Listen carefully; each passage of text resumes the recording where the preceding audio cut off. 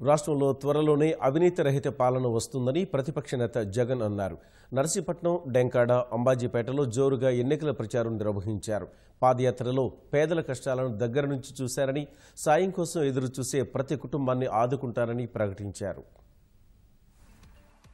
వైకాపా అధ్యక్షుడు జగన్ సార్వత్రిక ఎన్నికల ప్రచారం చేపట్టారు. ఉత్తరాంధ్ర నుంచి ప్రచారం ప్రారంభించిన ఆయన విజయనగరం, విశాఖ, తూర్పుగోదావరి జిల్లాల్లో పర్యటించారు. పి గన్నవరం పరిధిలోని అంబాజీపేట ప్రచార సభలో పాల్గొన్న జగన్ తనకు అవకాశమిస్తే ప్రజల జీవితాల్లో మార్పు తీసుకొస్తానన్నారు. వైకాపా అధికారంలోకి వస్తే అమలు చేయబోయే పథకాలను వివరించారు. ఇంటింటికి వెళ్లి నవరత్నాల గురించి ప్రజలకు వివరించాలని పార్టీ శ్రేణులకు పిలుపునిచ్చారు. గ్రామాలలో ప్రతి అక్కకు చెప్పండి, గ్రామాలలో ప్రతి అన్నకు చెప్పండి. ఈ రోజు మన పిల్లల్లో మనం చదివించే పరిస్థితిలో ఉన్నామా అని చెప్పి ఒక్కసారి అడగండి.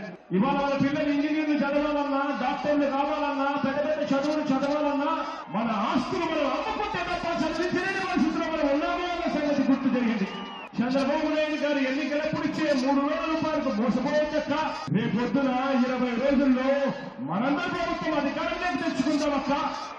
రేపొద్దున అందరూ ముఖ్యమంత్రిగా చేసుకుందామా కావాలని చెప్పండి. ప్రతి రైతన్నకు మే మాసం వచ్చేసరికి 12,500 రూపాయలు ప్రతి చేతుల్లో పెడతారా అని చెప్పి ప్రతి రైతన్నకు చెప్పండి. చంద్రబాబు పాలనపై జగన్ తీవ్ర విమర్శలు చేశారు. ముఖ్యమంత్రి పదవి కోసం అబద్ధపు హామీలు ఇచ్చి ప్రజలను మోసం చేశారని ఆక్షేపించారు. రుణమాఫీ అమలు కాలేదని, గోదావరిలో పుష్కలంగా నీరున్నా రెండో పంటకు ఇవ్వలేకపోయారని మండిపడ్డారు. ఎన్నికల వేళ పింఛన్లు రెట్టింపు చేశారని, పసుపు కుంకుమ పథకాన్ని చూసి మోసపోవద్దని జగన్ కోరారు. ధర్మానికి అధర్మానికి మధ్య యుద్ధంగా జరుగుతా ఉన్నాయి. ఇవాళ జరుగుతా ఉన్న ఎన్నికల్లో ఒకవైపున చంద్రబాబు నాయుడు గారు కనిపిస్తారు, వంచన కనిపిస్తుంది, మోసం కనిపిస్తుంది. మరోవైపున జగన్ కనిపిస్తాడు, విశ్వసనీయత కనిపిస్తాయి, విలువలు కనిపిస్తాయని చెప్పి నేను ఇవాళ మీ అందరికీ చెప్తా ఉన్నా.